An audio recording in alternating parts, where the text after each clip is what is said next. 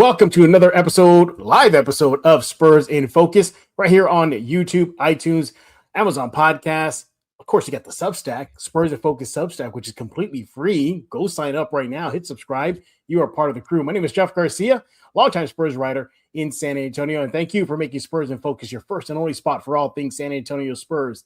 Ignore the rest. Unsubscribe to the others. You only want to subscribe here to Spurs in Focus, your first and only spot for all things San Antonio Spurs. Gentleman next to me, you know him. He is Mr. Rudy Campos with The Sports Answer. He is on X at The Sports Answer.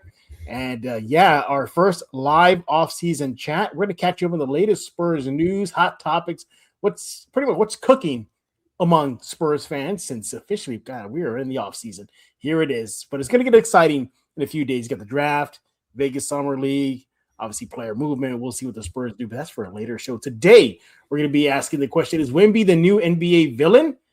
People in New York think he is. You know, they're celebrating a title yesterday, or actually today, and that's all they kept on talking about was Wemby. We're going to show you some video of why we think that Wemby could be the new villain in the league. Fox's future, that's another hot topic since the season wrapped up. What is his future? Is he a six-man? Is he continuing to be a starter? Is he going to ship elsewhere? And then we're going to also talk about, are the Spurs sore losers? That's been a big topic since the NBA Finals ended. Many did not like how the Spurs exited quickly from the Frostbank Center. We're going to talk about that and more. And Rudy, can you believe it? It's officially offseason, man. But the draft's already next week. My goodness. Does the NBA give us – why do I remember a time back in the day where when the season ended, it ended? And there was like nothing until like the draft months later. Really? Because if I'm not mistaken, when the Spurs, when they played the 99 finals, wasn't today like game 2? I mean, so yeah, I mean, I think it's gotten, I don't know. I think they're just putting a whole lot together. Well, the reason why too is because remember, they've got Summer League now. Back then they didn't have Summer League. I think they maybe had one like middle of the summer type thing, but now you've got the California Classic, you've got the one in Utah, and you got the Vegas one. So I mean, they got to cram all that stuff in summer, so that's why it goes pretty quick, man. Yeah, it definitely goes pretty fast. But let's go ahead and get things going here. Let's talk about Wemby the villain. That's been a big topic probably when the NBA finals began ish until now. Many thinking that, well, you know, look how many flagrant fouls he picked up during the playoffs, the elbow to Naz Reid, the non-flagrant foul called undercutting. Who was that? Jalen Brunson, I think it was. Yeah, where you put his foot out. Yeah, exactly. And then shoving Brunson in the face, just mean mugging him. And now Wemby's getting that label. My goodness, have times changed? And to add more fuel to the fire, Rudy, you know, the Knicks fans should be celebrating the title, the parade and, what is that? The Canyon of Champions out there in New York City. No. This is what New Yorkers were doing during that parade for their Knicks. Let's go ahead and take a look at this video. This is via Threads. Oh my God. It's a Gucci goo. It's a Gucci goo. It's okay. You'll get him next year. Oh my God, Rudy, are we there yet? It went from Wemby being the darling of the NBA, the alien, the next guy, to now he is the villain. Look what he's doing to all these players, throwing elbows, shoving players, talking trash, telling, Mr. Robinson, I'm in your head. Is this good or bad for Wemby? Man, I'm kind of a loss for words because for me, it's not a really good look for him, in my opinion. You don't have to be, a good superstar or whatever like that. I mean, you don't have to be a Steph Curry, basically, if you don't want to. I understand you want to play with a mentality where you want to be kind of a hard ass and stuff. I totally am fine with that. But I mean, there's a lot of stuff towards the end of the season, especially in the playoff run, that made a lot of people think second guess about Wemby too and his characteristics as far as personality goes. The flagrant fouls that he was picking up in the playoffs, that's very uncharacteristic. I understand you get the frustration part, but you got to understand that it's a lot different animal when you're in the playoffs, especially in the NBA finals. It's going to be a lot more physical. So a lot of stuff is going to happen. But I don't know, Jeff. I'm gonna say, to be honest, is he a villain? A lot of people are portraying him to be, and a lot of it probably has to be in the media. NBA, Mhm. I mean, they understand the game's a game, and the way they played, the way they played. Maybe Jalen Brunson didn't like what Wemby did, and at the end of the day, Mhm. he didn't like it getting pushed near the ground. Maybe he had his foot, under him and stuff like that. But what cures everything is winning, and he's holding the Larry O'Brien trophy right now. Yeah, it's true. So he's not going to lose any sleep over what happened between him and Wemby. I think the media is the one out there making him into this so-called villain in the NBA.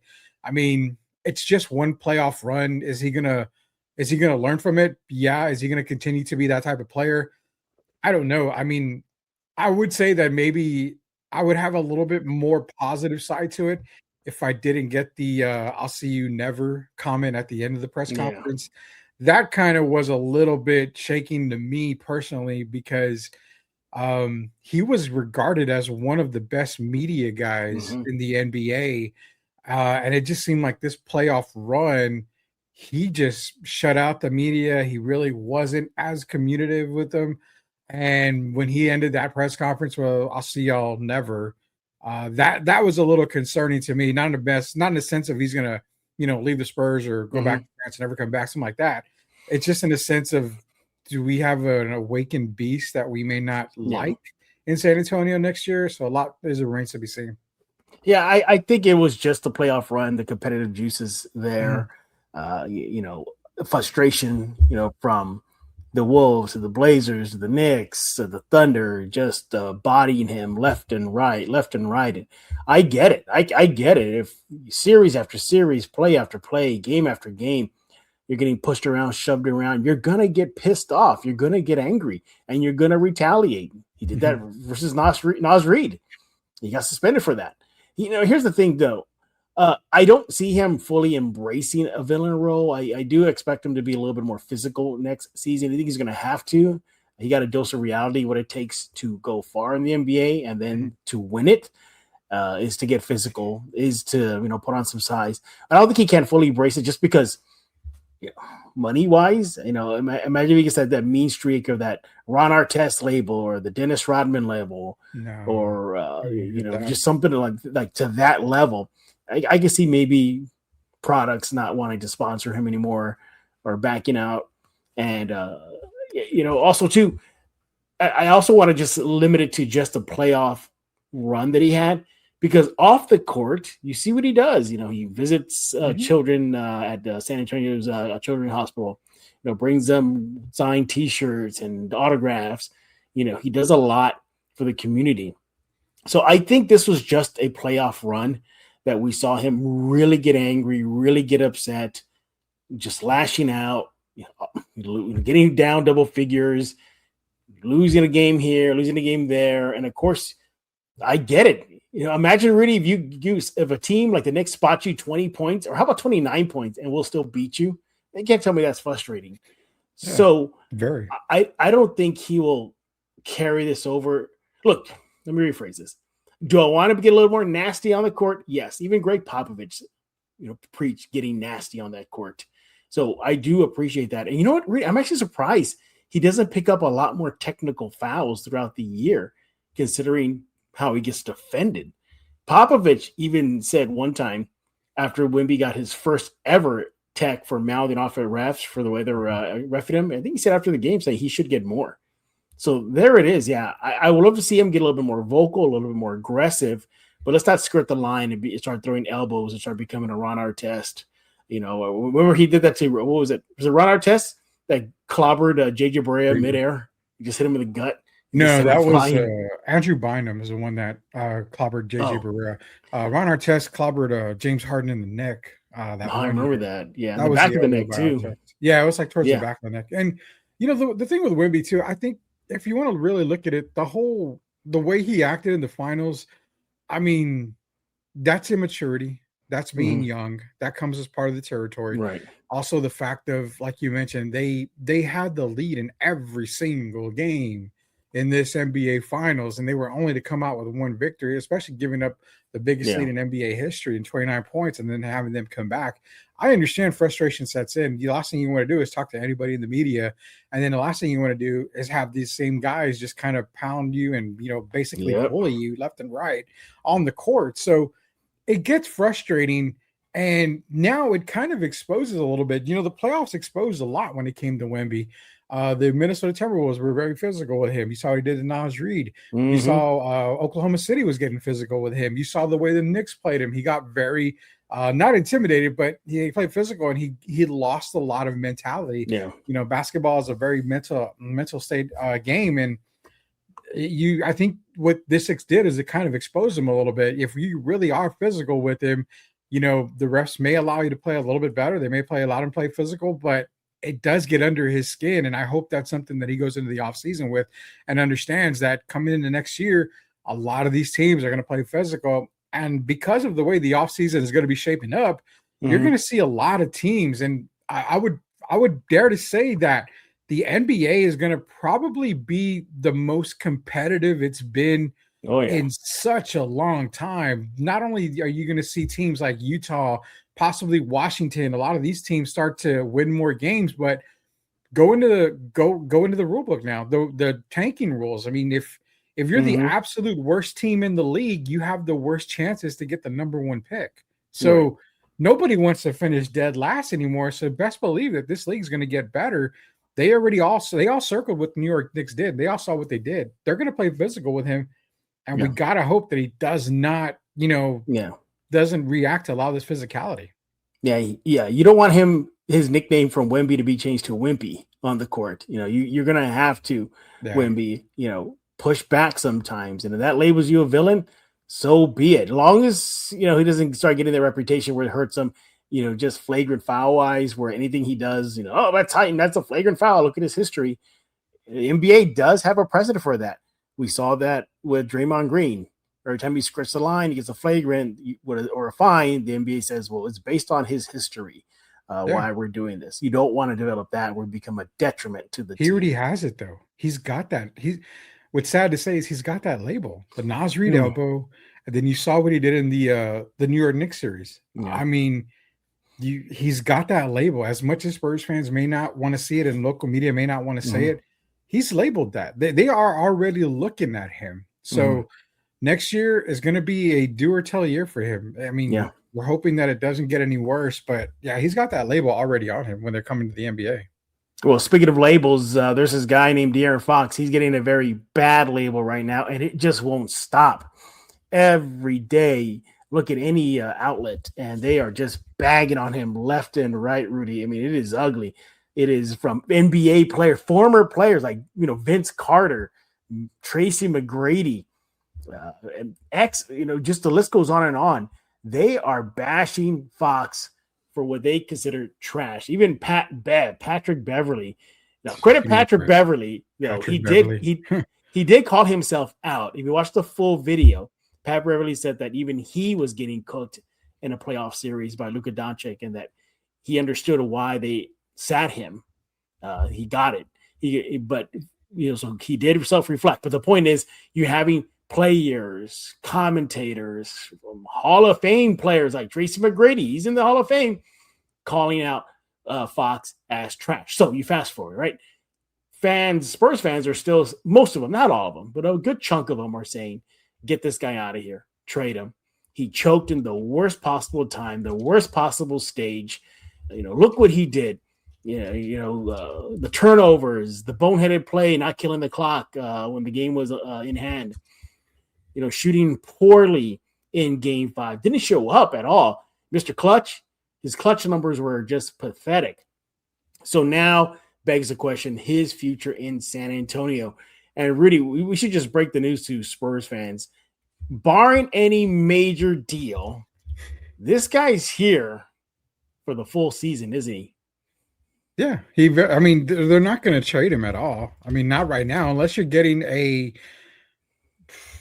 you're probably talking a Giannis. You're probably talking maybe, somebody like that. I mean, let's even think about it. I mean, there's backdoor rumors right now about the possibility of one number 2 possibly coming back to San Antonio that a lot of Spurs fans may not like. But I mean, if money is going to be an issue, they're obviously going to look for De'Aaron Fox to maybe be that trade piece. But a lot of teams if you're going to send a superstar in, you're probably going to want a player like Stephon Castle. You're going to probably want even a Devin Vassell who upped his value this entire season and in the finals. So those teams are going to look towards them as well. But I hate to say that, the thing that I got against Patrick Beverley and McGrady and Vince Carter, I mean, I'm a huge Vince Carter fan. I mean, I was a major fan of his, for Toronto, North Carolina. Loved Vince Carter, but a lot of the players that talk, you got to kind of come back at them. And when did they ever play in an NBA Finals? I mean, they never did in their career. So, I mean, it's easy to talk about a player who struggled at NBA Finals, being that it's his first NBA Finals. The guy never got past the first round of the playoffs in his career until this year with the Spurs. A lot of the players that did talk about him like that, I mean, they never made an NBA Finals in their career. So, I mean, it's easy to talk until you get on the center court. I mean, the center stage. Who knows if they would have had the same type of career that they did if they went in and dominated NBA Finals or they went in and struggled in NBA Finals. We would never know that. So, I get he's getting dogged a lot, man. And I know a lot of Spurs fans don't want him here. He's like 98% sure that he's going to be here next year. I mean, the contract is just too big to just say, well, we're going to get rid of you for nothing. There's no way any NBA team will do it. I think what it falls down to is how does Mitch and the coaching staff approach De'Aaron Fox in the next season? Personally, I do not think they bench him. But there's another topic we're going to talk about later, but I also feel that they're going to do a backcourt of Harper, Castle, and Fox to start the year. The one player I do look at, he is under contract, but I look at Julian Champagny. I think they re-sign him, but I have a feeling that if there's going to be a trade piece involved, he might be part of a deal somewhere. If he gets that extension, obviously it raises his salary, so that trade piece could be valuable there for him. I just feel like, De'Aaron Fox is going to be here. He's going to be a part of the starting lineup. You're not, you didn't trade for him to bring him to be a 6-man or anything like that. You traded him to be in the starting 5, regardless if it's Harper and Fox in the backcourt with Stephon Castle. He's going to be here. And again, the criticism that he gets, hey, man, I totally get it. I totally understand. You had a very bad finals, and you didn't have a great playoff run. I mean, we'll be honest, you didn't have a great playoff run. But again, it's his first true playoff run. Go back to the finals. Wemby didn't have a great finals either. Stephon Castle didn't have a great finals either. Keldon Johnson didn't have a great playoff at all. So, I mean, have one person just because you're paying him an upwards of $50 million after this year to get all the blame, it's ludicrous, man. Yeah. I think we got a super chat, Rudy. Coming up here, Austin, man. Hey, Austin, what's going on, buddy? Hey, I heard some treats are heading your way. Yeah, I talked to him today. I'm waiting for some T-shirts, hopefully this weekend. But yeah, T-shirts, tactical backpack. Plus, we got some other stuff going his way. He says, on this Wemby as the villain character arc, I understand why he got upset with teams and players over them pushing him around because they thought it was sweet. And Wemby had enough. I don't blame him at all. I agree. I don't think we blame him for fighting back, but now he's got a target on his back, not only by the players, not by the coaches on the other side, but also by the league. Every time, he does something, he's going to be under he's going to be under that Draymond microscope. And I don't think that's something he wants to play with, man. No. And run the risk of picking up flagrants. Let's just say that he picks up so many down and it catches up to him down the end of the season where playoff positioning is at. Or I don't know, do flagrant fouls carry over to the postseason? Or they reset? No. Oh God, that's a good one. I think they reset. I'm not too sure. They might reset. Yeah. Well, did it ever come out? Did they call a flagrant when he put his foot under Brunson? They never did. They didn't have to because series was over. No, it's not that they didn't have to. If he got a flagrant there, he would have been suspended game 1 of next year. Oh, okay. Well, so it would carry over. They did. Okay. I'm just making sure. But here's the thing, though, Austin, and you're right. I think what you saw just mounting frustration for an entire playoff run from the Wolves to the Blazers. The list goes on. Think about it. He had big boys coming at him. He had Naz Reid. He had Hartenstein, Mitchell Robinson, Cat. Hart. The list goes on and on. Holmgren. What's that big boy in Portland? The young big guy. It's Robert Williams and Donovan Clingan. Clingan, there you go. Yeah, those two big guys coming at him, and they're just clobbering him. So I think it was just mounting frustration. I think that's, talk about some offseason things that he has to focus on, and we'll definitely talk about that during this offseason. But I think maybe poise is one for him. He has to understand that they're coming for him. The target on his back is getting bigger and bigger and bigger, Austin. What's everybody saying? Oh, the Spurs will be back. What's Vegas saying? They're the likely champions next year. So you can't tell me other NBA teams are seeing that and be, oh, okay, we're going to go at the head of the snake. Vegas is saying that? Yep. Wow. They're picking him. They're picking the Spurs over the Knicks, over the Thunder. Wow. At last check, the Spurs had the best odds. Okay. and then the Thunder were a close second, though. It was not a big separation, though.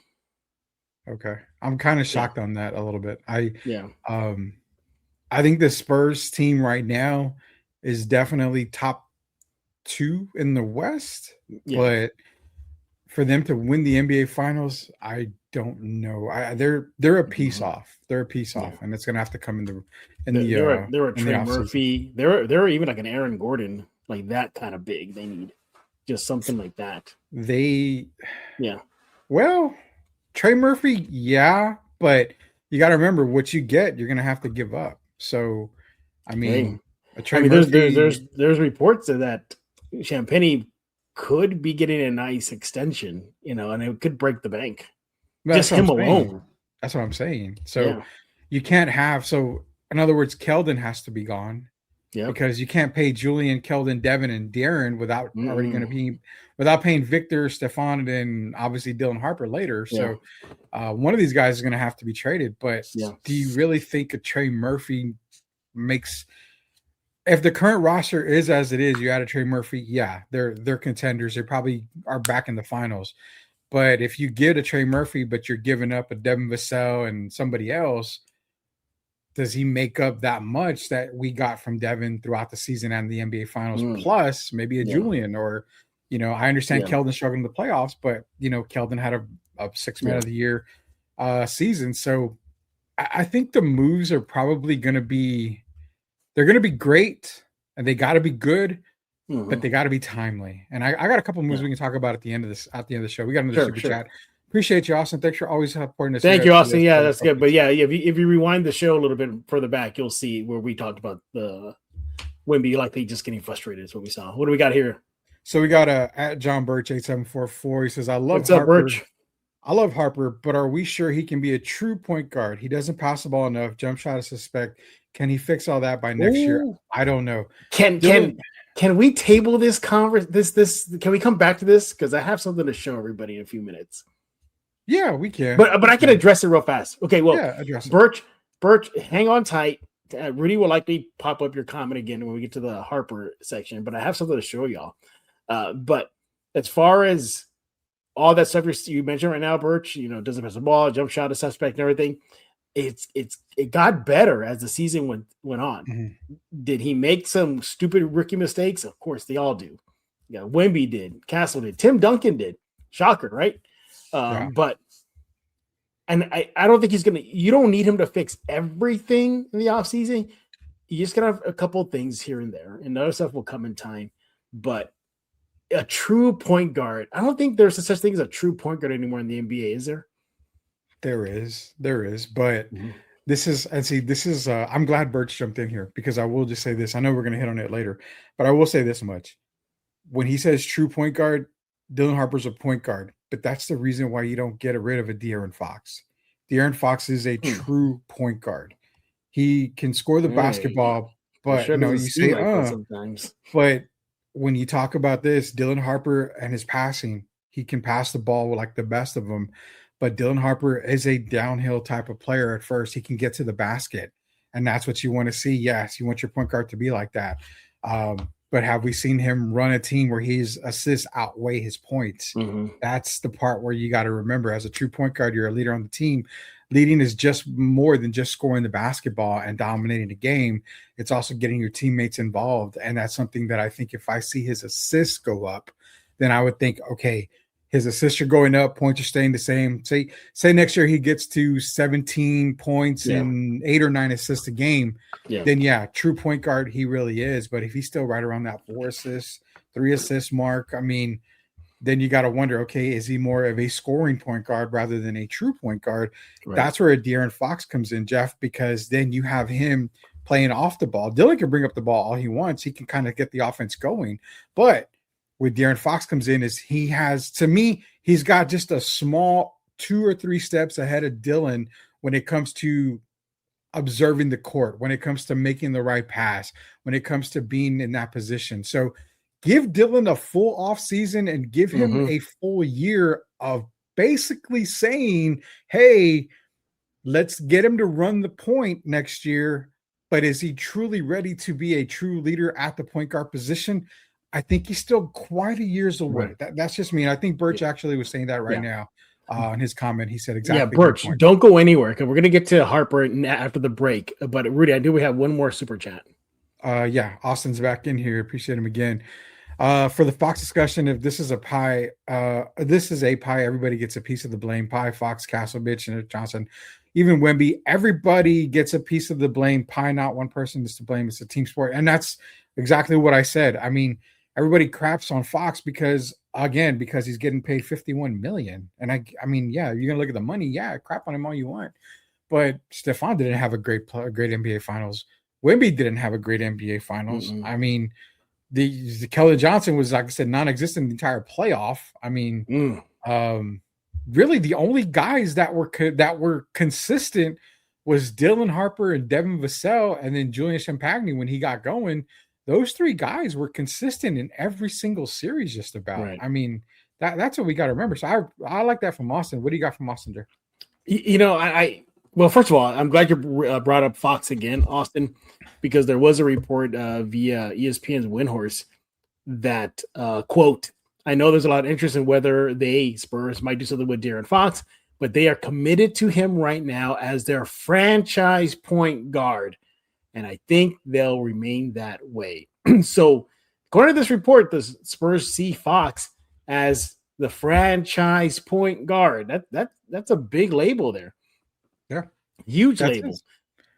Yeah. And but as far as the blame, again, and I know Rudy gets on me for the money thing. I'm not going to bring up the money. I'm going to bring up the label. He got labeled as the co-star. He got labeled as the guy that's supposed to step up if Wemby's off or Wemby's not on the floor.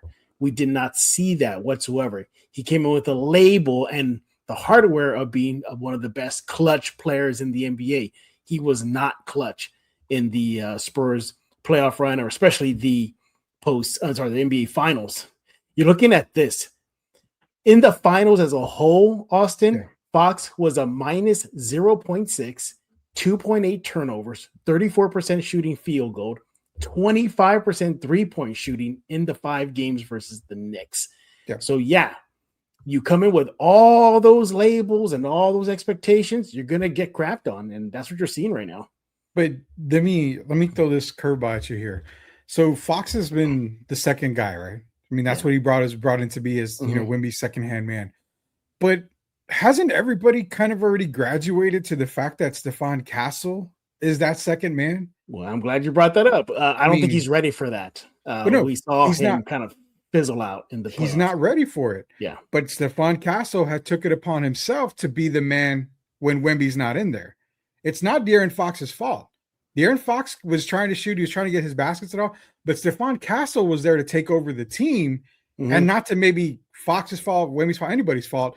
That just the perception that a lot of people, that if you really look at the game, it was never De'Aaron Fox number 2, Jeff. It was always Stephon Castle and Wemby. It was Wemby, Stephon Castle, then De'Aaron Fox. Now it's going to be Wemby, Stephon, Dylan, and then Fox, which I'm going to go on the record now and say I don't even think Wemby should be your number 1 go-to option. I think you have a left-hander in Dylan Harper that should be your number one option. I mean, that's definitely a conversation It's for an a- entire episode. it's a huge conversation, but it's at the same thing right here, man. You've got a 7'5" guy that, again, everybody calls him generational, but if you can't dominate on both ends of the court and be dominant at one skill set on one end of the court, how generational are you? Spurs fans, go back and look at Wemby's first 3 years, and then go look at his playoffs. He doesn't have any better stats. David Robinson has better stats than he does. And David Robinson, I mean, was he generational? Yeah, I think he was. He brought in that quick center, that center and a guard, guard in the center position, basically. So, I mean, that's the thing, is that right now, Fox, to me, he was brought in when he got traded. That was his number 2 spot. But as soon as Stephon Castle came in, Fox wasn't number 2 anymore. He got paid like a number 2 or like a number 1, but just because he got paid, that doesn't make him a number 2.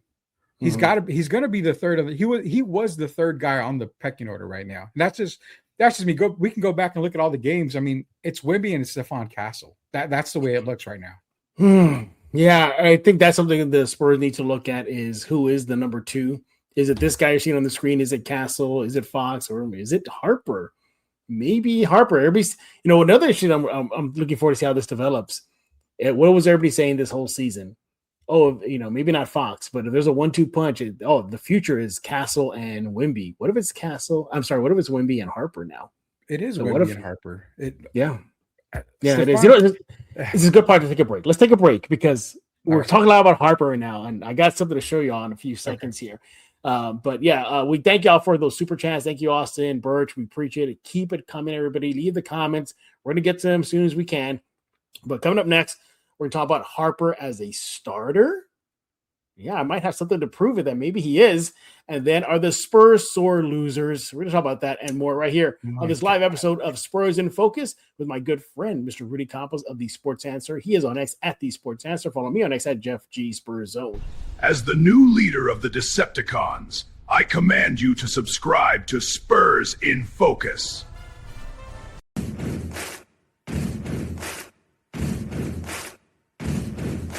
Do you think a big like Mumra is what the Spurs need? And a backup big in the mold of Mumra to back up Wemby? I would trade Wemby and Castle for Mumra. I throw in Castle. I know. I throw in Fox. And you know what? Have Champagne if I can get Mumra. So understand it. You would do Wemby, Castle, Fox, and Champagne for Mumra. Hey. Mumra is literally generational. He's literally generational. Stop. We are back, everybody. This live episode of Spurs in Focus right here on YouTube, Amazon Podcasts, iTunes, Spotify. Go subscribe right now. The Substack is completely free. Spurs in Focus on Substack. Google that, hit subscribe, and guess what? You're a part of the crew. And thank you for making Spurs in Focus your first and only spot for all things San Antonio Spurs. So how about the Spurs? Now the offseason has begun. This is our first offseason chat. By the way, if you didn't see Wednesday's episode of Spurs in Focus, go check it out. I had a chance to talk to an NBA shot doctor, and he talked about and discussed how Wemby has the potential to be the greatest perimeter shooting big of all time. Go check it out. It's a great informative show. We were talking about a lot of Harper right before the break, and we're just getting on the Harper thing, and Rudy, you were on there and everything about him possibly being the number 2 as soon as next season. So, Birch, if you're still here, I hope you are. I got something to show y'all. Let me pull it up here. Thank you, Birch. So, we talked about Fox, how he did not level up when it mattered. The NBA Finals. Yeah. We talked about how Harper was perhaps one of the more consistent players in the NBA Finals. And we saw him. He pretty much saved the Spurs from getting embarrassed, at least in game 5. He was keeping them in the game, et cetera, et cetera. But check this out. So this is why I think he could possibly be the next 1-2 punch. Not Fox and Wemby, not Castle and Wemby, Harper and Wemby moving forward. Check this out. Talk about elevating your game when it counts the most. Look what this young guy did. In the postseason versus the regular season, you see it there. Rudy, he upped in points, 22 to 26 minutes. He got just in those, 2.5-ish extra minutes, 1.5-ish. Look what he did. Just going from 11.8 to 14.1, 26.7 minutes per game. Okay. Points per game shot up a little bit there. Rebounds per game popped up. Assists per game went down. But look at this. Even his field goal percentage shooting marked up a bit. And he even was clutch at the free throw, knocking down more free throws. You talk about a guy that you need there when it matters. And this guy's just a rookie. I think this makes a solid case why he should be a starter and be the next 1-2 punch with Wemby. Your thoughts? I mean, if we even have to think about it, he should have been a starter this year, right along Fox. I mean, I was calling for that lineup early in the season, but you saw what he did in the playoffs, and you see the reason why we're expecting him to be a starter next season. Yeah. Everything increased on the biggest stage of them all, especially in the NBA Finals. We're not talking just about the playoffs, just about the NBA Finals. I mean, probably the best player on that team for the entirety of the NBA Finals, one of the best players on the team for the entirety of the playoffs. I think maybe he had one playoff game that was bad, and that was actually the one that he got injured that they didn't bring him back in for. So, I mean, the guy just dominated. And, you know, as John Birch a little while ago said, he's not afraid of the moment. I mean, this guy was not afraid of the moment he stepped on the court at Rutgers University. I mean, this guy was ready to be an NBA player. Right. Had NBA players been allowed to come out in high school, Dylan Harper would have come out in high school. That's how good of a player that he is. So I love to see it, Jeff, because we have all these ESPN guys and everybody saying, well, if you do the redraft now, Dylan Harper probably should have gone before Cooper Flagg. Who was saying that well before Rutger years? That was Mumra was saying it. Not Rudy. Mumra. Yeah, I was calling for that at the beginning. Cooper Flagg should have never gone number one. It should have been Dylan Harper, but thank God for the Spurs. They were able to get Dylan Harper. He's going to be a starter next year. It's just a matter of, does Mitch Johnson go with the lineup that we're talking about? You're not going to put De'Aaron Fox on the bench. As much as you want him to go to the bench and every fan wants him to go to the bench, he's not going to be on the bench. He's a starter in this league, and if he doesn't get starter minutes or isn't a starting five, that means you're probably going to trade him, and he's going to want to go somewhere else. So you've got to start both of these guys behind, and I'm looking forward to seeing it next year. Well, what did we hear in the closing statement from Devin Vassell for the season? What did he say? Harper griped about his minutes. At one point in the season, he did. Yeah, he did. Heard it from Devin Vassell. That's his teammate there. Now, look, even Mitch Johnson did say that, if you were paying attention early in the season, that, you know, he said, sometimes the young kid wants to play more and they got to hold him back. But they cannot hold him back anymore. He just proving it on the playoff stage / the NBA. Look at the numbers. They're in front of you right now, literally black and white. How much he elevated the only thing that's the only negative, and again, Birch brought it up before, and I brought it up exactly the way Birch did, is that one thing. True point guard is the assist. They did go down in the playoffs. So they did go down, again, it's making that extra pass. It's making the correct pass. It's putting your players, your teammates as a point guard. It's putting them in the right position to succeed. That is something that De'Aaron Fox does a little bit better than Dylan right now. So I think another future with him potentially being a point guard, letting him run the point guard alongside De'Aaron Fox in the backcourt, I think that will excel Dylan's game a whole lot more into true status of a true point guard. Yeah, you know. I wish Fox gave us some sort of increase like this. We didn't see it from Fox at all. The moment might have been too big, just like it was for a lot of Spurs. Sure wasn't big for a rookie. It shouldn't have been. Best player, one of the best players on the team. All right, what we got? Oh, super chat. What's up, Austin? Dylan Harper is great in my opinion. His ceiling is very high, but with Castle, his problem is his ceiling is high as well, but his floor is really low with those bad turnovers compared to Harper's floor. And I think what I'm getting at, that I've said it under my breath a lot on this offseason. Wemby, Harper, Castle. You don't want to Fox is not going to be in this because it's kind of difficult. But if you look at those three guys, Stephon Castle is the odd man out. If you're talking Dallas Cowboys, when I talked about it over a year ago, I said Dak Prescott, CeeDee Lamb, Micah Parsons. One's going to go. Which one is it? It was Micah Parsons is who we said would go. Wemby, Castle, Harper. One's got to go. More than likely, Castle's the one that's going to be the odd man out. Really? I think Fox would be the odd man. No. We're not talking about Fox. 3 players. Okay. Harper, Wemby, Castle. If one Gotcha, has to gotcha. go, because remember, if you're going to trade for a superstar, they're going to want a young player in return. You're not going to get rid of Wemby. You just got one of the best playoff performances, final performance by rookie in I don't know how long. So who's the odd man out? It would probably be Castle. I mean, if you're thinking about it. Yeah, if you project it out, I would not be surprised to see Harper maybe excelling over Castle midway through next season, just doing a lot more than what Castle. One thing that early on that Harper has over Castle is Harper can play with a lot more poise than Castle can. Castle forces things. Everybody saw he forces so much. I'm going to force these shots. I'm going to force myself in the paint. I'm going to force these passes. He had a total of 20 turnovers in 2 games versus what was that? The Wolves in that series. You see him force things, and he admits it too. He says, I need to learn how to control myself. You didn't hear that from Harper. You rarely heard that from Harper at all. So he's got that already. Now, unfortunately, it's something that he can correct, Castle. But man, circling back to the topic, Harper a starter. And do you think if they do go with a 3-guard starting lineup, isn't that a little too small versus in the NBA right now?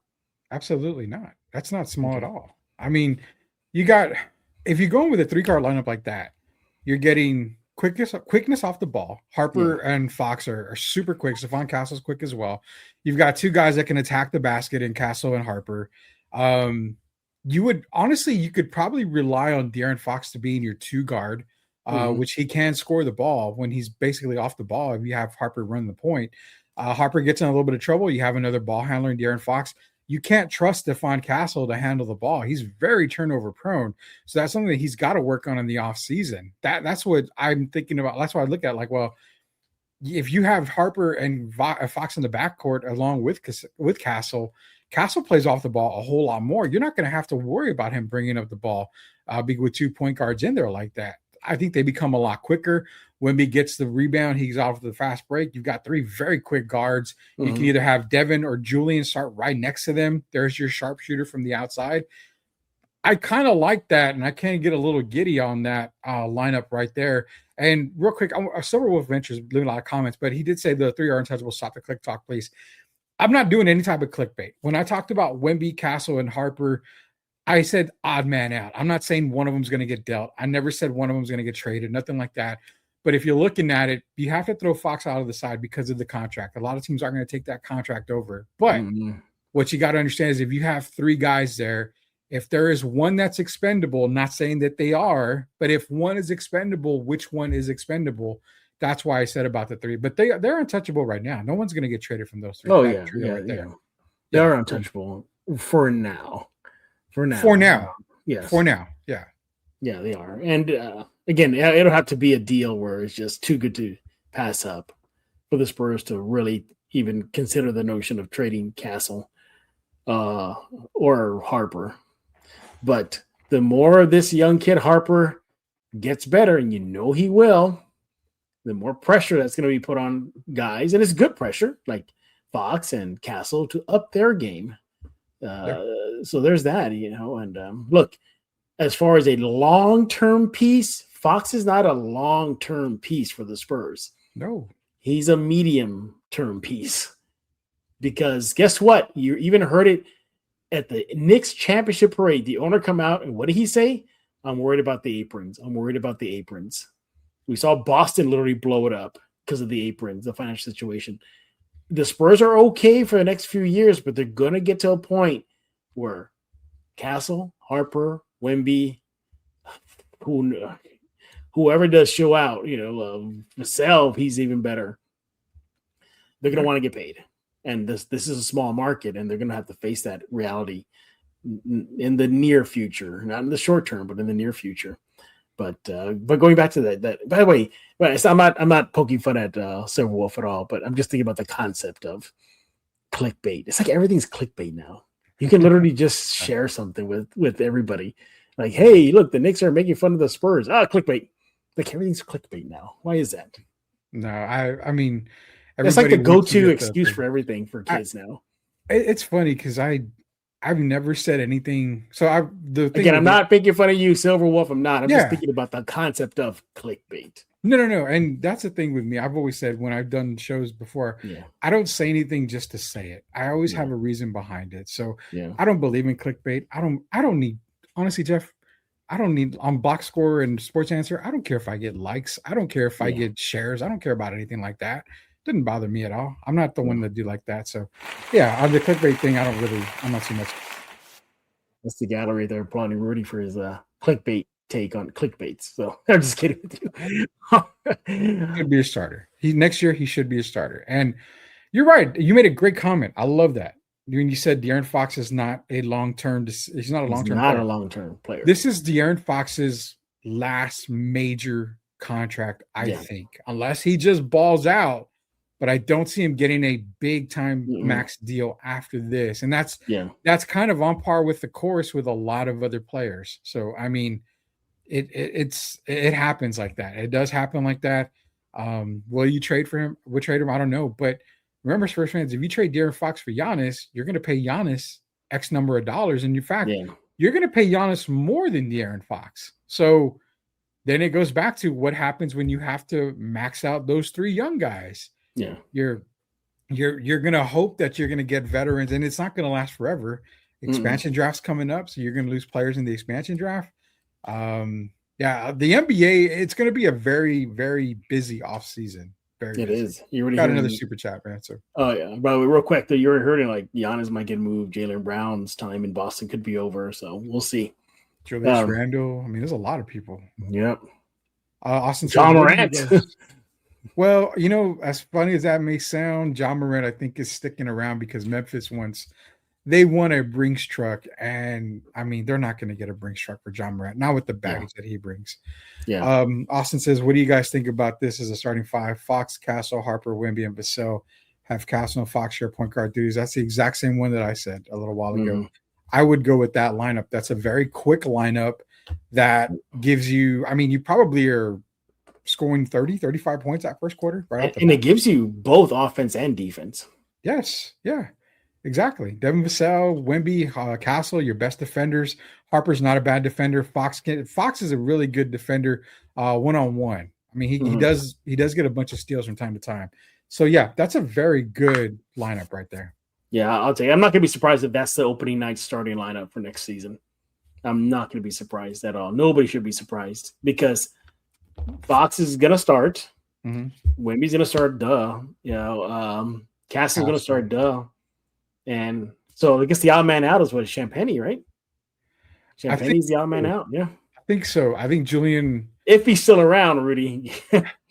Well, I mean, he's a restricted free agent, isn't he? Or he still has a team option.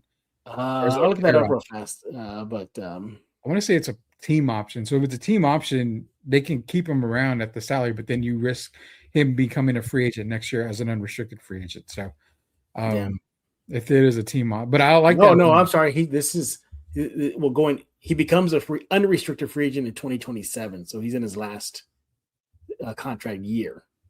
Okay. So there's no option. It's just. Wait, hold on. I'm sorry. No, it's the Spurs. The Spurs they hold the team option. Upcoming. Yeah, the team option. Okay. Yeah. So they don't have to pay him this offseason. They can, but then they risk of him becoming an unrestricted free agent next year. So I think they want to kind of re-up him. Definitely there. But circling back to the topic here, Harper as a starter, Rudy and I are saying, you're likely going to be a starter. He's earned it. I showed you the numbers, how he elevated his game at the highest NBA stage. He clearly was arguably perhaps the best Spurs player in the NBA final, even over Wemby. And he earned it. Now, we'll see what the Spurs do. Do you think it's just too much too soon for him? I don't think so. If he's giving you that production in that limited time, imagine what he can do as a starter with the minutes exploding. It's great. It's a great thing to think about over the offseason. All right. Let's go to our final topic here. Sore losers. This is also another topic that's been popping up since the NBA Finals is over. Rudy's already flipping It's tables. terrible. So sore losers. So what we're talking about? Well, I think y'all heard, y'all seen the video of the Spurs. The moment Game 5 was over and the Knicks are celebrating in the frost, you see the Spurs just walk out. Most of them, not all of them, but most of them exited into the tunnel. They did not shake hands with the Knicks. A few Spurs did, and it was like the veterans. It was your Oleniks. It was your Biombos. Mitch Johnson was doing it. So, again, not putting this on all the Spurs, but the younger guys, they just left. So you're even hearing stuff like from other people saying, hey, has Wemby even said kudos Knicks on the win? I don't think he did. But it's kind of like down the middle because you're hearing like former players, current players saying, I get it. You don't want to congratulate the team that just beat you. What's wrong with you? And then you're hearing, ironically, a guy like Draymond Green saying, no, Wemby should have congratulated his opponent, the Knicks. Then you're hearing Jalen Brunson saying the first person he shook hands with was not a teammate, not even his own dad, not even the head coach. It was Mitch Johnson because he said that's a sign of respect to the team and that he has a lot of respect for the Spurs. So the bulk of the argument or the pointing fingers at is at Wemby and the rest of the young guys. So again, to be clear, all right, there were a few Spurs that did congratulate the Knicks after the game was over at the press conference. Devin Vassell and Julian Champagnie did congratulate the Knicks, as was Mitch Johnson did.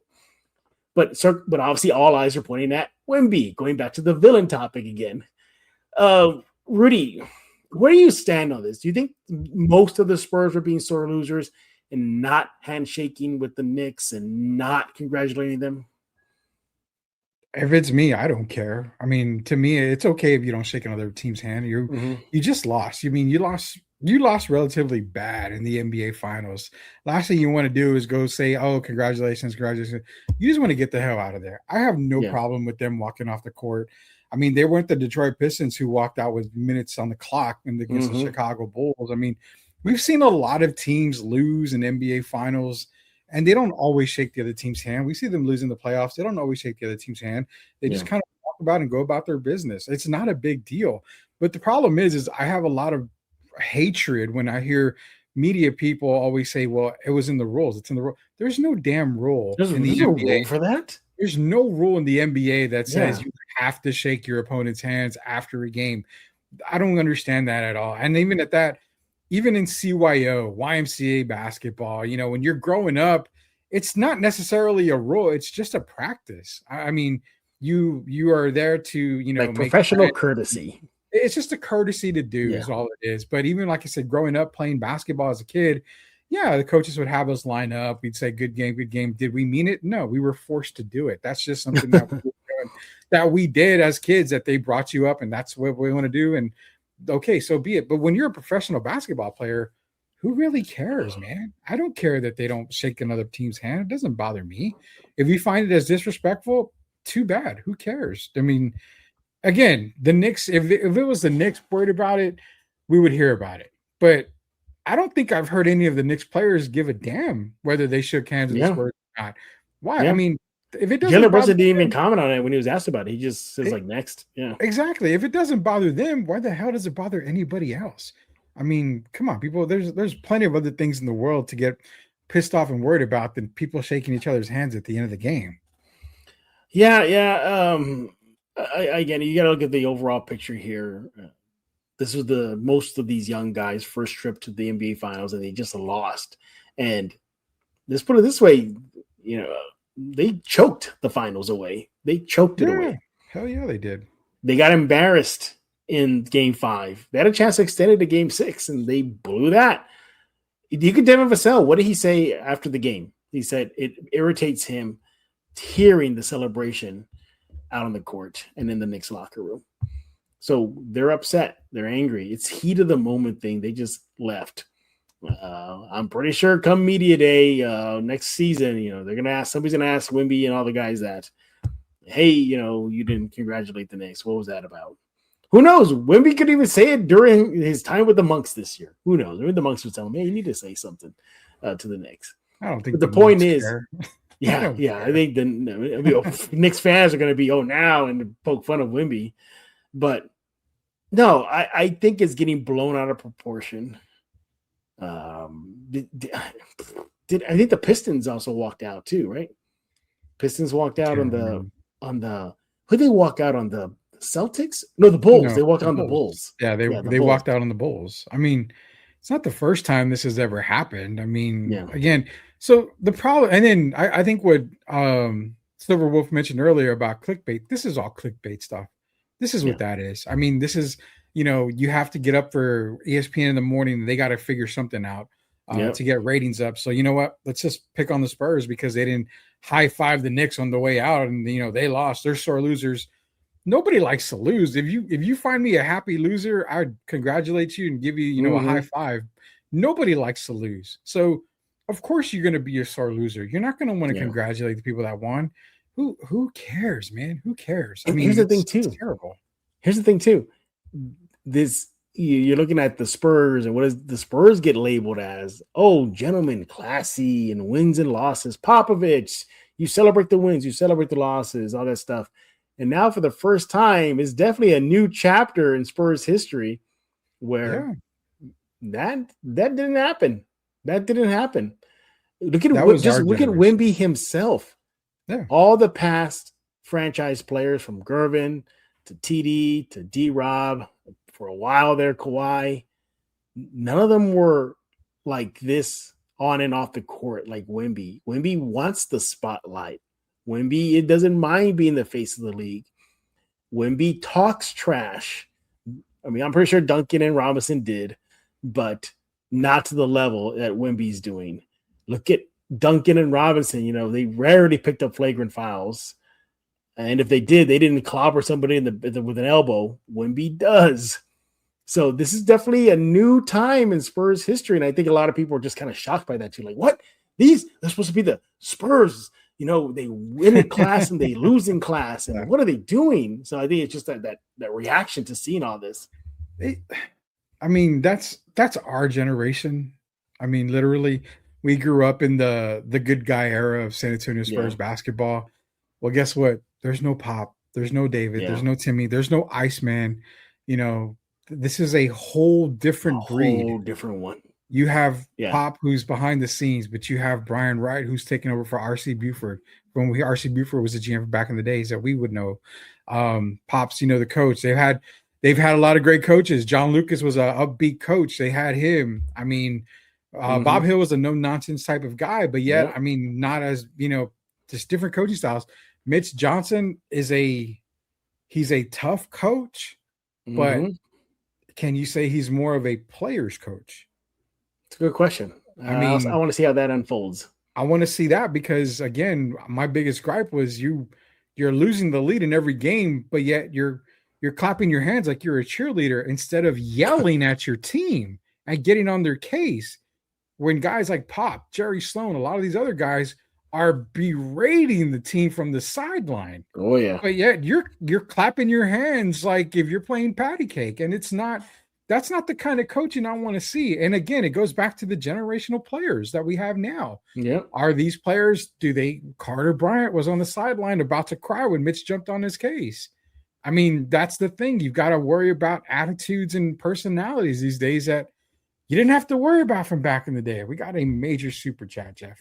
All right, put it up. Austin, jumping in here, man. Austin again, man. Our boy. What's up, Austin? It's the NBA Finals. It's the grandest prize in the sport. It's what you dream about. And as a competitor scene, you had multiple chances to win and watch it slip away. In your heart you had it and lost it. The loss does something to you. Yeah. And that's, I think, reason why I said I don't care about shaking anybody's hand. You're a young team. You're the second youngest team to make it to the NBA Finals. You had every single game in your back pocket. You lost it in the fourth quarter. There's no reason to stick around and watch New York celebrate what it should have been your Larry O'Brien trophy.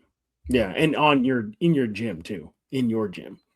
And here's the thing too: if the tables are turned next season and a team doesn't congratulate the Spurs in a series win or a finals win, I hope the Spurs don't say anything as well, because the Knicks haven't said anything about it, nothing at all. Yeah. So what goes around comes around. But Austin, I think what it was is exactly what I said. They got embarrassed. They were just embarrassed. They already were going into Game 5, the joke of the NBA, by blowing a 29-point lead. How do you do that? They were getting. You even saw veteran sportscasters called the Spurs the dumbest basketball play they've ever seen. So you're getting those kind of labels, and Wemby doesn't show up, and yeah, you can see why they're frustrated. And I think it was just like natural reaction, like, oh my God, we lost. Let's get out of here. I think that's what it was. Yeah, and like I said, it's okay. I mean, the media, they make it seem bigger than what it really is, and it's dumb, man. I mean, you just lost. If I lose, last thing I want to do is be on the court. And not only that, you didn't see very many Knicks players walking over to the Spurs. They were celebrating. So that's right. Yeah, they're having their reaction, and the Spurs are having their reaction. Yeah, give them their moment. Why do you want to stick around on the court and take a moment away from them? No, let them celebrate. Let them. It doesn't bother me. And I think we had a comment that earlier said LeBron walks off all the time, and yeah, he does. I mean, a lot of players walk off. I mean, there was that one year LeBron with Cleveland walked off on Boston. And then he took off to Miami that summer. But I mean, players do it all the time. It's not a big deal. These guys are not playing for taps and all this other stuff. It's not high school ball. It's actual NBA ball, and who cares what they say? I like what Austin said at the end. The loss does something to you. Yeah, I hope it fires them up for next year. I hope it does. It's going to be rough. This ain't the 2014 Spurs where they went on the revenge mission. No. This is different. Don't be expecting that. This is a team. So this is. Is this a team that got too much too soon? I've been saying that after the season's over. I think they got too much too soon. I will legitimately say probably so, because I had them at 45 wins, and they surpassed it. But the problem is let me throw you a curveball. I know we got to go here in a little bit, but this is a good show for you to do with somebody else if you want. Go ahead. Can this team win 60 again next year? Yes. I don't think they get 60. I think they get 60. I'm not saying 62. I think they can scrape 60. I think the league's going to be so balanced next year that it's going to be tough to get to that 60 win mark. And the other part too is you have to base everything off of health. And that the key for Wemby is to stay relatively healthy this year. They didn't have any major issues. Relatively healthy, but remember, you had Wemby at 28 minutes a game. You saw how he looked gassed in the better part of the playoffs, playing 40 plus minutes in some games, 35 plus minutes. Those extra 7 to 10 minutes he was playing a game in the playoffs, that's probably why he didn't have a really good stretch run in some of these series, man, because those minutes were catching up to him. So yeah, you saw him just like peter out at the end. But look, ultimately, Rudy and I were saying the Spurs were not sore losers. If anything, they were just in their feelings. They just lost. That's it. They just lost. And like, man, let's get the H out of here, man. They probably were thinking that. But of course, you look at the seasoned veterans, if you want to see they were the representatives of the Spurs to congratulate the team on behalf of the Spurs, well, then Bismack and Olynyk, and I think Cornette was one of them too. They did that. And Fox did it in the back. Fox did it in the tunnel. I mean, he came out. Tunnel, So, I mean, again, who knows? Did they not congratulate them? We don't know. Exactly. I mean, and like I said, in the post conferences, Vassell and Champagny did salute the Knicks for their accomplishments. So there's that. Hey, Rudy, we got a lot of comments. I want you to take over now. Fire away, buddy. Yeah, so we got a bunch in here, and I know we're kind of up against the clock. The great points is from Birch was saying earlier. Keep in mind, Wemby learns from game to game. He learned a lot this postseason. That's what we kind of hope for him to grow, slowly revealing himself as a heel. So we got some people saying I don't know where they're yet. Actually is a heel. Knicks did a win. Spurs lost to themselves. Yeah, yes, I mean, they did. Technically, they did. Yes, Spurs lost the series. There's no doubt about that. Rookie is 10 times better than De'Aaron Fox. What's that word he used there, Rudy? I don't want to. Are we allowed to cuss? I mean, dog shit. Yeah, you're allowed. Rudy's allowed 2. You can burn 1 right now. Okay, I get 1. Man, I was going to use it later. I agree 100% about Wemby. Yes, Wemby and Harper. Yeah. The reason you start Harper is he's +9 with Wemby, while Fox is a -1, and I think that's where it balances out. If you start Fox, Wemby, and Harper together, I think that plus or minus is actually plus double digits. I'm not gonna lie. I think that's what big it is. I'm gonna look up the 3-man lineup or those okay. guys. Well, Harper's not afraid of the big moment. Tim is winning. What up, guys? Fox is no longer clutch due to not playing his game. Wemby needs a shooter with moves to the basket. Fox can't shoot well at all. And that's the thing. I think Wemby, he's got a lot of learning to do still. And again, give Fox another year. Give him this year. And if this year it's just the same thing, then obviously, you're going to probably end up moving on from him. I look forward to watching Castle and Harper in every single playoff. Castle is a two-way guard. Harper is a point guard. No problem there at all. Would you trade Fox for Jaylen Brown in order to get a championship? Yes. I would. You think Jaylen Brown moves the needle that much? Yes, I think it does. He does. Okay, I'll give you that. Harper, real quick. I got the lineup here. Sure.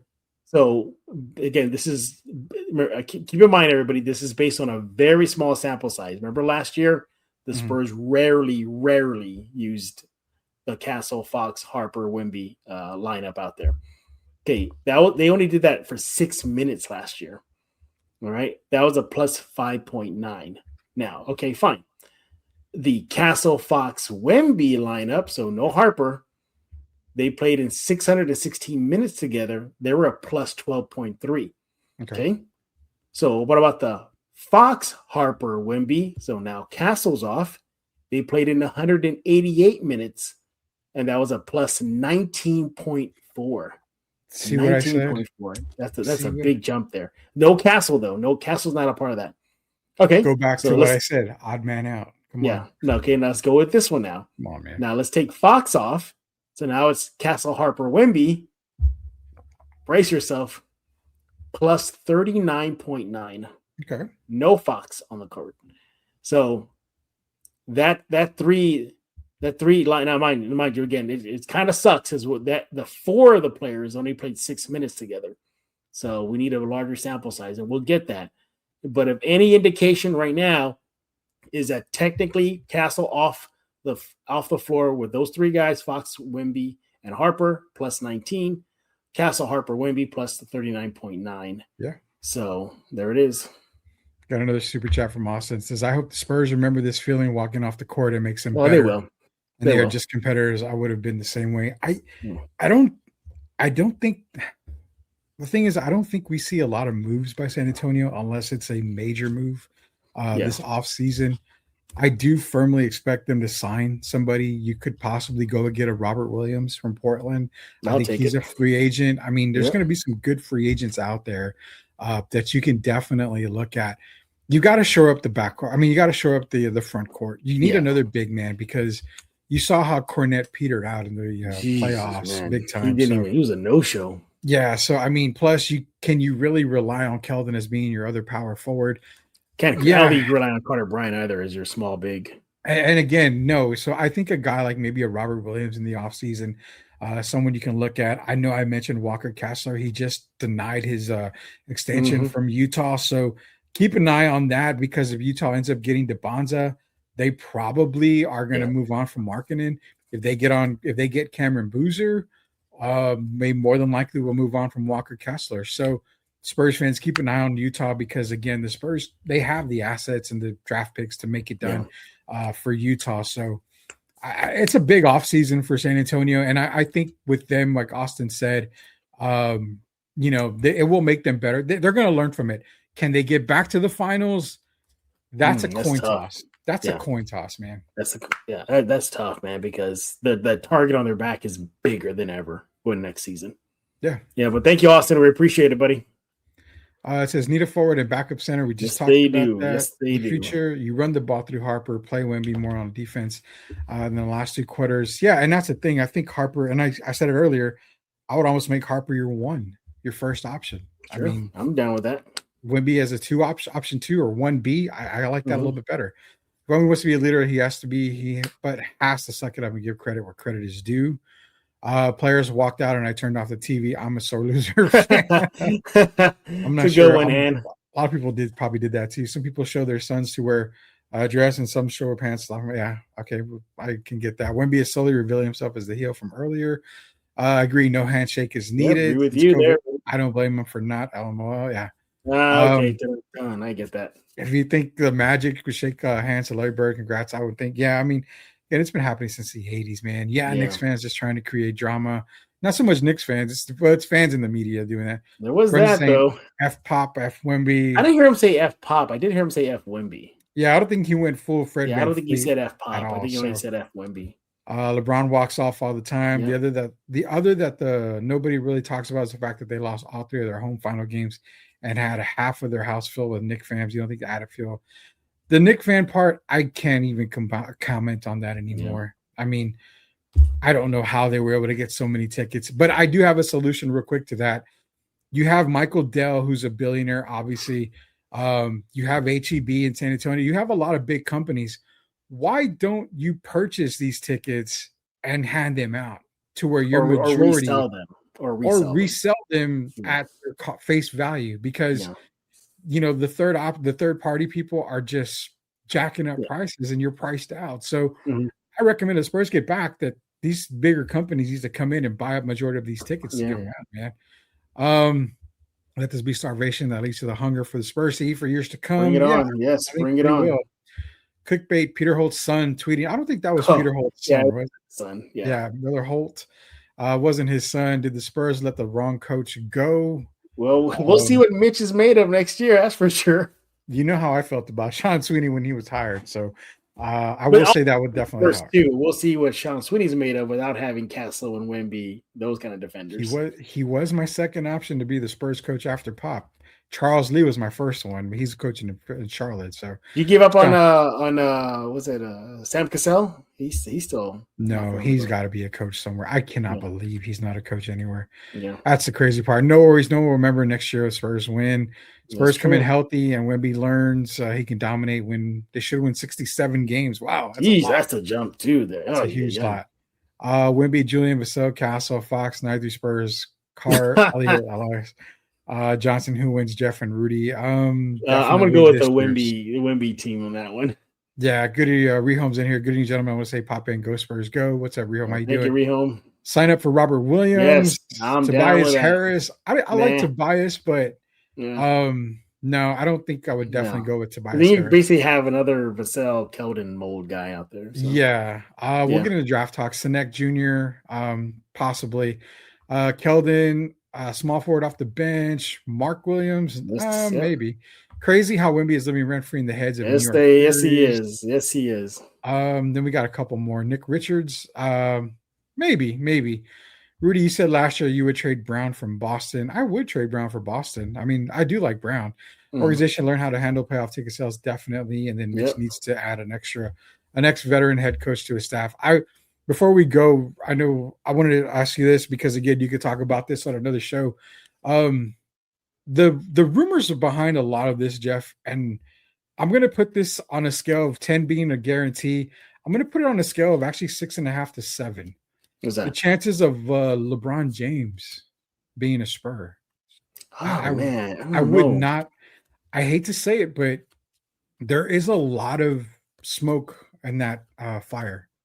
There's a lot of smoke right now. So keep an eye on it. If I hear of anything, obviously I've got a couple of good sources in the background that do talk a lot. So, but if LeBron James comes up, he would have to take a back seat though. Well, this is where it comes in. He comes in as that veteran you need, a la 29 points up. He's been in a lot of situations. I think you trust a player like him more than you do the young guys that you do. Or a guy by the name of Chris Paul. Imagine if he was still there. Chris Paul would have made a huge difference. Chris Paul would have said, "We ain't doing this. Yeah, we ain't doing this." He literally would have. He would have grabbed the ball, traveled, and put everybody in place and go, "Okay, let's play ball now." Yeah, I personally don't want LeBron James. I don't. But again, it'll just be a circus. I'm just saying, keep an eye on that because the possibility is there. There's a lot of stuff going on in Lakerland that a lot of people aren't seeing either. So watch out. By the way, do you like my street merch? My Spurs street merch? I like it. Got it in the West Side, Rudy. My old stomping grounds. Yeah, West Side, West Commerce. Oh wow! See, I grew up on General McMullen and Culebra, so down the street from there. And guess what? I bought this before Game 5 and they lost. Oh godly! Thanks, Jeff and Rudy. Good live until next time. Hey, quick fact, Jeff. I only own 2 Spurs jerseys. I own 0 Spurs t-shirts. Interesting. Yeah, you love Yeah. jerseys more than t-shirts, I think. I've never, and I'm gonna be honest. I've been on this earth for 40. We're in 2026, 46 years, and I've never owned a Spurs t-shirt. You gotta fix that. We got to. Gotta fix. Hey, just go get the street merch. Probably on sale right now. Southwest Military, Commerce Street, McMullen, it's all there. Interesting though. When I bought this, they actually was one of the better knockoff shirts spots, and I was talking to the people that run it, and I said, "Okay, what happens if the Spurs win?"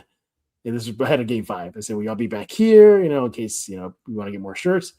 And the lady, she goes, "No," she goes, "We're gonna take our truck, we're gonna move it to 1604 on that area." I go, "Why 1604?" She goes, "Because nobody sets up a tent up there where the rich people are." I'm on my way. I'm on my way. Exactly. All right.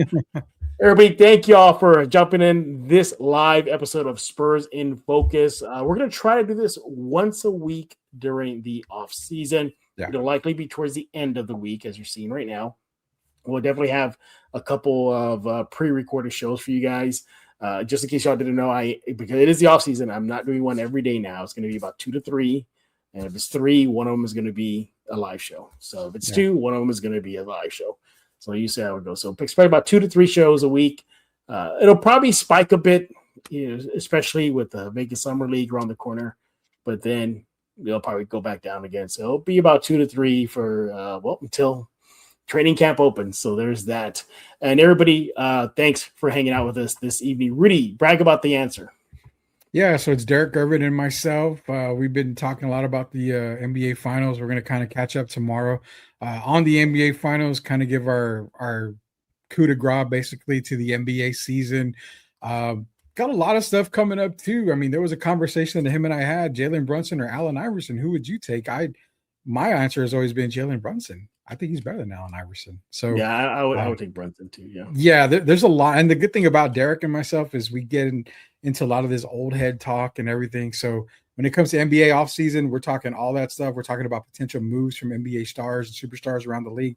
Plus the NFL's right around the corner. I mean, World Cup's going on. I've watched more soccer since this has been on that I have ever in my entire USA life. is Friday night, right? Or tonight? Tomorrow, either tomorrow or night, Saturday. I can't remember. I don't know offhand. I think it's Friday night. Whatever game's on, I'm watching. I don't care. I'm about to go watch Mexico, Jeff. You're keeping me from my Mexico. Okay. Well, let's let Rudy go. All right. You want to follow Rudy on X at the Sports Answer. Do that right now. He's got to catch a FIFA World Cup game right now. So yeah, go Team USA, go Mexico, go whoever team, Korea, go Japan. So by the way, I'm loving all the videos of these foreigners getting a taste of Texas for the first time. Just the reaction. Love it. It's hilarious. Rudy, thank you again for hanging out with us and co-hosting this live episode of Spurs in Focus. And everybody else, we thank y'all for making Spurs in Focus your first and only spot for all things San Antonio Spurs. This will be your only spot, your first listen, your first watch every day when you want to catch up on the latest and greatest with the silver and black. Go subscribe on YouTube Music, Amazon Podcasts, Spotify. The list goes on and on. Spurs in Focus Substack is completely free. Go Google it, Spurs in Focus Substack. Click subscribe. You're in, part of the crew. And it says, plus, Rudy doesn't believe Jalen Brunson's the greatest Nick of all time. Well, I'll talk about it with Derek tomorrow. Yeah. Wait for that conversation at the Sports Answer, Tim Gonzalez. So, again, we appreciate y'all. Until next time, we'll be back on Monday to talk all things silver and black. So, for Mr. Rudy Campos, I am Jeff Garcia, and now you're in focus with Spurs in Focus.